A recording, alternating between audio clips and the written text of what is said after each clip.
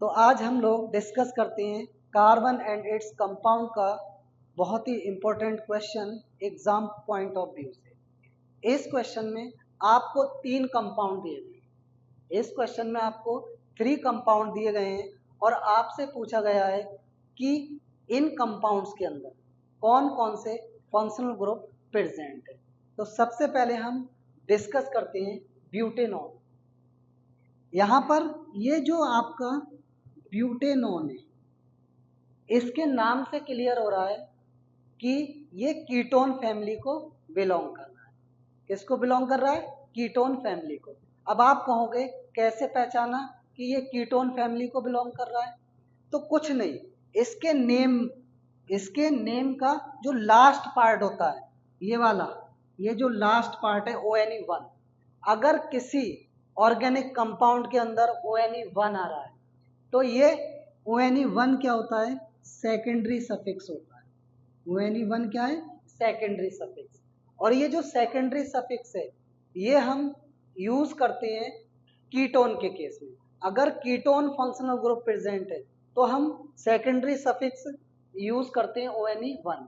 तो यहाँ पर जो हमारा फंक्शनल ग्रुप प्रेजेंट होगा वो होगा आपका कीटोन।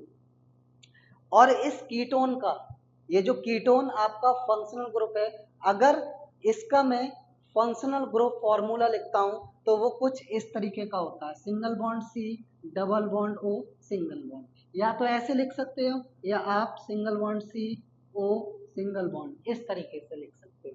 तो ये जो ब्यूटेनॉन है इसके अंदर कौन सा फंक्शनल ग्रुप प्रेजेंट है? कीटोन। कैसे पहचाना? इस सेकेंडरी सफिक्स से पहचाना। और दूसरी बात, अगर इस कीटोन का फंक्शनल ग्रुप का फॉर्मूला लिखते हैं तो वो कुछ इस तरीके का होता है। अब आपको दूसरा क्वेश्चन दिया गया है C2H5Cl, इसके अंदर कौन सा फंक्शनल ग्रुप प्रेजेंट है? तो यहाँ पर भी हम क्या करेंगे, इतना पार्ट जो है, ये वाला पार्ट, ये तो बताता है आपका वर्ड रूट को, और ये है क्लोरीन। ये जो क्लोरीन है ये आपका प्रीफिक्स है। क्या है? प्रीफिक्स। तो हम प्रीफिक्स को देखकर इस बात का आइडिया लगा लेते हैं, जैसे यहाँ पर हमने सेकेंडरी सफिक्स को देखकर लगाया था कि ये कीटोन फैमिली को बिलोंग कर रहा है, ऐसे ही यहाँ पर हम देखेंगे ये जो कंपाउंड है इसमें प्रीफिक्स Cl है। तो ये जो प्रीफिक्स Cl है ये बिलोंग करता है फंक्शनल ग्रुप को। कौन से फंक्शनल ग्रुप को? हेलो। किसको बिलोंग करेगा? हेलो।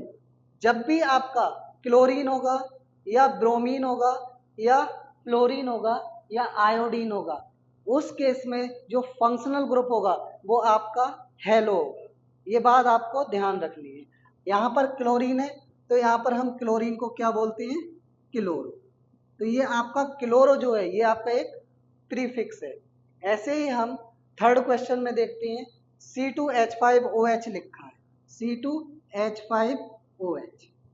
यहाँ पर इसको भी हम दो पार्ट में स्प्लिट करते हैं। यहाँ पर आपका जो C2H5 है इसको तो हम बोलते हैं वर्ड रूट। क्या बोलते हैं? Word root.